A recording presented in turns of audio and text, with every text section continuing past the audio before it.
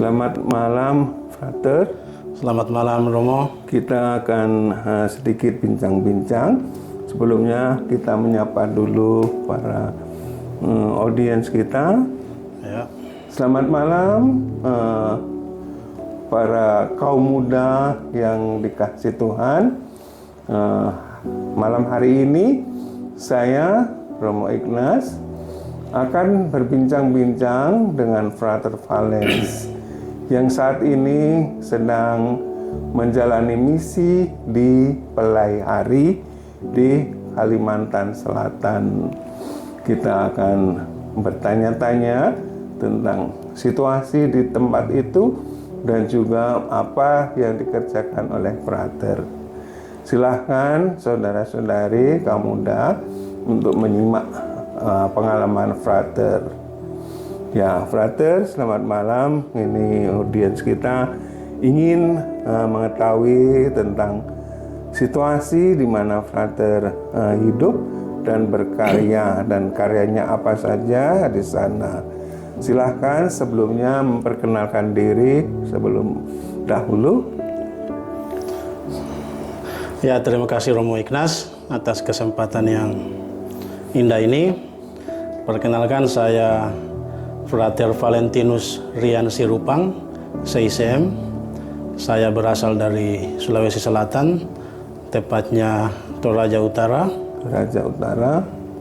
Dan saat ini sedang menjalani tahun pastoral di Paroki Santa Teresia Pelehari, Keuskupan Banjarmasin. Ya. Frater menyelesaikan filsafat dan teologinya di mana? Saya menyelesaikan filsafat saya di Jakarta, STF di Arkara. Kemudian setelah itu saya ke Filipina untuk belajar bahasa Inggris selama kurang lebih 5 bulan. Kemudian masuk novisiat di Filipina juga selama 1 tahun. Kemudian teologi juga di sana selama 3 tahun sampai tahun lalu. Kemudian saya diutus kembali ke Indonesia. Terima kasih banyak. Ya. Selama di Filipina berapa tahun? 4-5 tahun ya? 4,5 tahun. Ya. Bagaimana, pernah merasa enaknya balut di sana? Iya. Kalau saya tidak salah, malam pertama di Filipina, kami langsung diajak oleh seorang pastor, orang Brasil, untuk makan balut. Jadi balut itu makanan yang baru bagi kami waktu itu. Telur bebek yang sudah ada anaknya di dalam ya. Dan pertama makan mengerikan, seperti ingin muntah. Tetapi lama-kelamaan setelah terbiasa, akhirnya enak juga. Dan sekarang malah ketagihan. Ketagihan ya.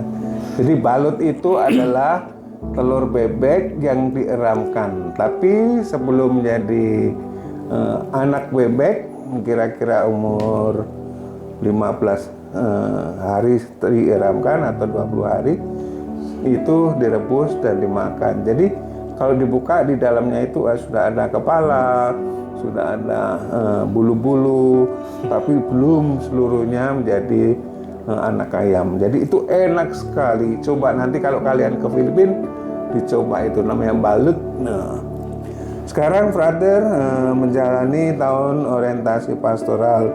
Dalam CICM dikenal sebagai tahun internship, biasanya 3 tahun. Tahun internship itu biasanya untuk belajar mengenal budaya dan bahasa setempat di mana seorang calon imam akan ditugaskan. Jadi selama ini Frater Valens tugas di Paroki Santa Teresia Pelehari, Banjarmasin, Kalimantan Selatan. Coba Frater cerita tentang umat atau masyarakat yang ada di Pelehari itu, umat pada umumnya, dan juga umat pada khususnya orang-orang Katolik, dan apa yang menjadi mata pencarian mereka, apa agama-agama mereka. Pasti ada banyak macam-macam agama. Silakan. sharing kepada kaum muda. Ya baik Romo. Jadi Paroki Santa Teresa Pelihari itu letaknya di Kabupaten Tanah Laut. Jadi satu kabupaten itu hanya ada satu paroki. Umatnya berasal dari berbagai daerah Indonesia, tapi mayoritas adalah orang Jawa, orang NTT, ada dari Sumatera juga, dari Sulawesi, ada dari Papua juga. Jadi mata pencarian mereka bermacam-macam, Romo. Ya. Ada yang bekerja sebagai pegawai negeri, ada yang bekerja di tambang, ada yang bekerja di perkebunan kelapa sawit, dan juga perkebunan karet ya. Jadi bermacam-macam. Jadi ada berbagai macam suku. Kalau kita melihat Indonesia itu ada banyak suku, sebagian besar ada di Paroki Santa Teresa Pelihari. Di Pelihari sendiri kita umat Katolik tergolong minoritas ya, karena sebagaimana Kalimantan Selatan itu mayoritas adalah saudara-saudara kita beragama Muslim. Begitupun di Kabupaten Tanah Laut di mana kita bekerja atau bertugas. Jadi kita adalah kelompok minoritas. Ya. Bagaimana kehidupan anak-anak muda di sana? Apakah mereka aktif sekali dalam kegiatan kemasyarakatan, kegiatan di paroki, ada banyak kegiatan, atau mereka hanya fokus pada HP, gadget? Ya, keadaan orang muda kita di Paroki Santa Teresa Pelihari, mereka boleh dikatakan cukup aktif dalam kehidupan menggereja. Mereka ambil peran dalam perayaan-perayaan besar, tapi bukan hanya dalam kegiatan menggereja saja. Mereka juga aktif dalam kegiatan hidup bermasyarakat. Ada beberapa dari mereka yang tergabung dalam organisasi-organisasi keagamaan antaragama dan juga dalam masyarakat. Oke. Kemudian OMK, orang muda Katolik yang ada di paroki, bagaimana sepak terjang mereka? Apakah mereka juga sangat aktif dalam kegiatan-kegiatan menggereja atau bagaimana?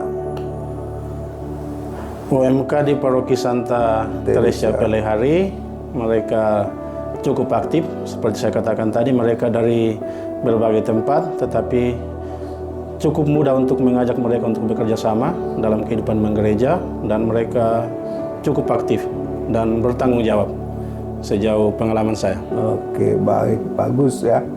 Bagus ya kegiatan anak-anak muda di sana. Dan Frater mendapatkan misi tanda kutip di tempat itu. Apa yang Frater lakukan selama ini di tempat itu? Dalam lingkup yang luas masyarakat dan lingkup yang lebih kecil di dalam paroki, atau yang lebih kecil lagi di antara kaum muda, silakan. Iya, setelah kurang lebih 6 bulan di Paroki Pelihari, saya melaksanakan tugas-tugas yang dipercayakan kepada saya.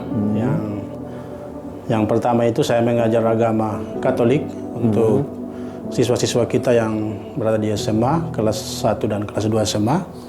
Karena di sana itu tidak ada pelajaran agama Katolik di sekolah, jadi kita mengumpulkan mereka di gereja setiap hari Sabtu dan mengajar mereka agama. Kemudian kegiatan-kegiatan lain saya ikut arahan dari pastor paroki maupun pastor rekan.